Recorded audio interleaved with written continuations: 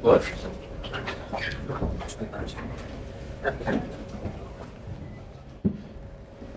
we doing, right? Nice to see you. Right. Good, thanks.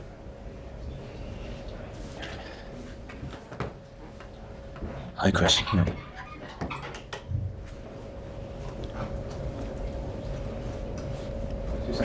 Luke, great win, great 3 points, but the huge talking point is the goal. Mikel Arteta is incredibly angry about it. Said it should never have stood. It's embarrassing, it's a disgrace.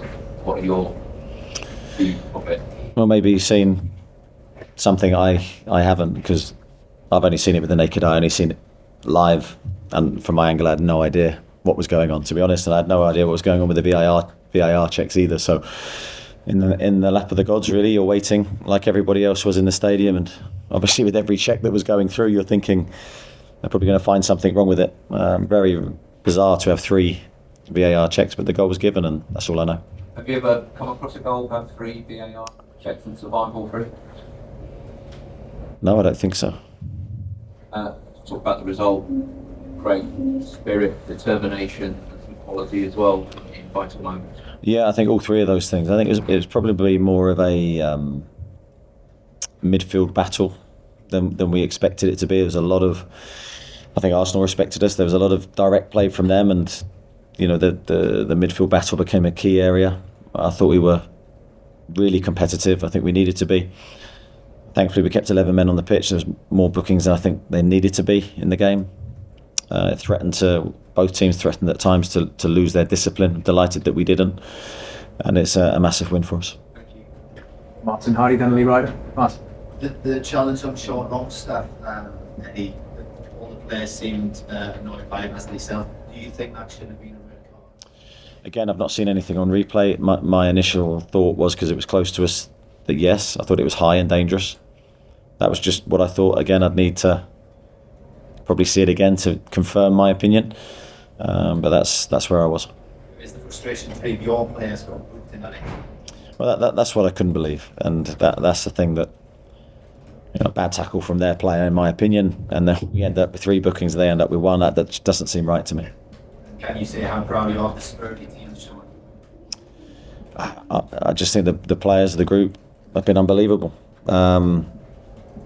They've really stepped up. You know, we're in a really difficult moment. We've got a lot of injuries. We're playing in a lot of competitions, a lot of football, but the players are committed to everything, and I can't praise them enough. Again, today we had to step up in a really difficult game against a top opponent, stretched with injuries, losing players within the game again, to injuries that I don't think they can do a lot about. Dan jumps for a ball, lands on his back, and he's in a lot of pain at the moment, so that looks worrying for us. Jacob, you knew there was a chance that he could do his shoulder again, but he was prepared to take the risk. And unfortunately we lost him, and we will lose him now to an operation, so a difficult moment, but the players just responded superbly. Lee Ryder. Eddie, was that a statement with to the rest of the Premier League? Because we're behind the top 4 today. You're right back in there now. I don't think it was a statement when, from us to anybody. It was we're just trying to win every game. We're just very, very committed. The players had a really good week, because in the build-up, of course, we beat Manchester United, and we rotated the squad, so everyone, I think, was boosted by that, and we had a big lift internally. And then we changed the team back, and the players really responded to that. And I thought physically, again, despite the injuries we've got, looked really, really good today. And the battling qualities we showed at the end to protect our lead as well is probably something we haven't done as well as we could have done this season. But we defended set plays brilliantly at the end, so it's a massive win for us. Where do you see yourself in this? Being top 4 contenders, or was it going so far to say you can challenge for the very top end? Or where do you see yourself? We don't see ourselves as anything. We just see ourselves trying to commit to every game, and just trying to do our supporters proud, really, in how we play. Set the tone early in the game, and I think the crowd was pretty much the first surge forward. You heard the crowd celebrate almost like a goal. Well, I don't think we'd have won today without them. I think they really, really did help us in the difficult moments, and I think there's an understanding from the supporters to the position we're in, and it was real galvanising effect on the group, especially late in the game. So a big thank you again. Chris Watkins, comments. Chris. Eddie, obviously Dan went off at half time. You've been lost. You played Kieran at should be at left back, and then brought Livramento on at right back. Can you just explain that to him when you played Kieran there too? Yeah, I think that Kieran can play left back, and he played very well today against Saka, who's an outstanding talent. But I thought Kieran adapted his game from Martinelli to Saka's not an easy transition, but he did it really well. Showed his experience. And Tino came on and did really well in his normal right back position. It's obviously a very different position for him, and you won't necessarily see him potentially going on the outside as much as he would on his normal right hand side. But it's a position that he can play. But of course, we'll have to see how Dan's injury is. Dan's been magnificent for us. We desperately don't want to lose him. He gives us so much in different ways. So let's see how he feels tomorrow. Jacob Murphy, can you just explain, obviously 10 days ago he dislocated his shoulder and wasn't sure when he was going to come back, and then he comes in, does it again. What happened there over the course of 10 days, and what's the time scale if he has an operation? Well, Jacob came to see me. We've had various discussions with the medical team, and we felt that it was a risk putting him back on the pitch, but it was a risk that he was prepared to take and the medical team were prepared to take.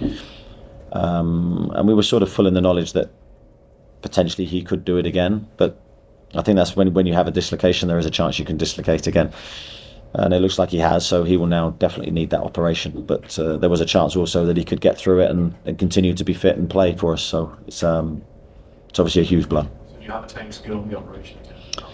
Off the top of my head, I'm not sure, but it will be probably 3 months, I think. Scott. Just one on Joelinton and Bruno, because we talk about kind of how good they are with the ball at their feet. They are, but the other side of their game today, just the amount of ground that they covered and the commitment that they showed, kind of flying into every challenge, kind of epitomise what your performance was all about, didn't it? Yeah, it did. I mean, they are, as you say, both brilliant technicians in different ways, different qualities, but they are both excellent with the ball at their feet. But what makes them, I think, so special for the English game is that they can adapt their game as well. And I think Joelinton today was magnificent in duels, aerially, on the floor. He won a lot of second balls for us in a key part of the game. And Bruno as well. I think defensively, Bruno's really improved since his time in England with us. And you have to be able to defend well in midfield. It's such a key area of the pitch, and you have to protect the centre. He does that really well for us. Craig, and then Andy back. Mikel Arteta's just been in, Eddie was very upset, very angry. Have you spoken to him since the final whistle? Absolutely not. I've been speaking to you guys. Will you go and speak to him, or? On Jamaal Lascelles as well, the Sven Botman injury hasn't really been felt as much as perhaps it might have done on his performance today. Yeah, Jamal's been very, very good since he stepped into the team. Today I thought he was a giant for us. Aerially, very good defending crosses, defending set plays. I think he's used the ball well. It's everything that we've sort of seen from Jamaal behind the scenes and how he trained. We were confident that if he got into the team, then he'd grow into that position and do well. But I'm delighted for him because he had to wait a long time to show that. But that's all down to his attitude when he was out of the team, and it's down to how he's conducted himself, and he's reaping the rewards. Just with clarity on Dan's injury, what is it potentially? He landed on his back going up for the header, so he's in back pain. He has back pain at the moment. I think he's potentially worried about it, so I don't think it's. Well, we'll wait and see, but I don't think it's as sort of as normal when you maybe wake up the next day and it's gone. I'm not sure could be more serious than that. Andy. We were just speaking to Anthony there, Eddie, and he was telling us about a few jokes that you've been having on the training ground about him playing 9, playing up top. Could you just elaborate on those conversations with him, and how well is he suited to that 9 position? I'm not sure I'm much of a joke teller, so I'm not sure. I'm not sure if that's totally accurate. We've had discussions about it, but as I keep saying, he did it for Everton last year, and that's when we watched him in terms of recruiting him. And I'd seen him play on the left for Everton, on the right for Everton. I liked him in both positions, and I also really liked him as a centre forward. So the thinking today was we had to protect Callum. We're going into 2 more hugely important games this week, and if I run Callum into the ground, he's not going to be able to perform in the upcoming games, and he's too important. We don't want to lose him to injury, so Anthony seemed like the natural choice to then go up there. I know here in St Jude's about this season. But when you win 1-0 in these conditions, in this sort of battle war that we saw tonight, does that make it a little bit more satisfying? Well, I think any win's satisfying, whether you score more than one or whatever the scoreline, because I think you need different ways to win games. You can't just win in one way. Can't be the perfect game. And I think that's probably the big compliment to the players today. We had to really roll our sleeves up, dig in, and try and win the fight. I thought we defended superbly today. To restrict a quality team like Arsenal to so few chances, I think speaks volumes for the way we defended. Kieran, Dominic to finish. Richard? Just on Anthony again, it seems, particularly when you have these kind of games, Paris Saint-Germain, Manchester United, it just seems utterly fearless when you put him in those kind of games. Is that how he is behind the scenes? Yeah, I think it's one of his best qualities. I think he just plays the game. He doesn't play the opponent. He wants to play. He wants to play every minute. I think one of the challenges when you come to a club like Newcastle is can you play in the atmosphere in the stadium and in intense conditions. And I think his experience of Everton no doubt helped him adjust to life here. But I can't praise him enough for how he's, after a difficult first few months at the club where he was keen to really show his qualities. He was patient and, he learned about how we played, and now he's reaping the rewards again. Kieran? There's very young people on the top striking as well as on the field. Did you feel that between the two benches? No, I don't think so. I think there's always, both benches are desperate to win, desperate to achieve. Got no problem with their conduct, our conduct. I thought both teams or benches were respectful, just obviously doing everything we could to win. Very obvious question. Why do you think teams find it so hard to win? Well, I think it's a unique mix really between the crowd and the team. I think that you're never going to win anything solely with either. I think there has to be a mix of both, and at the moment we have that, but we don't take it for granted. We're really grateful for the support we get, and we have to keep performing. It doesn't get any easier. The competitions we're in this year, the games are really high level, and we move on to another tough one now in a couple of days' time. Dominic to finish. Bruno Guimaraes showed a yellow card today, missed one next week. Just how big a blow is that, and what was your reaction to the yellow card? Yeah, I was frustrated. Not so much with Bruno, with the decision. In my opinion, Bruno's the head of the player, and he's away, and he gets booked for.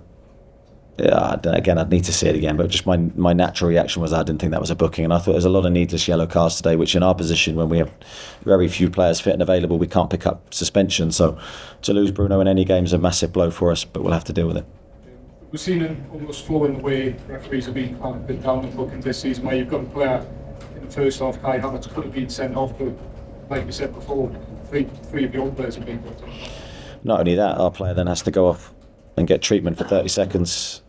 For me, that's just totally wrong. In that situation, that can't happen. Okay, thanks everybody. Thank you. Thank you. Thanks. Thank you. Thanks a lot.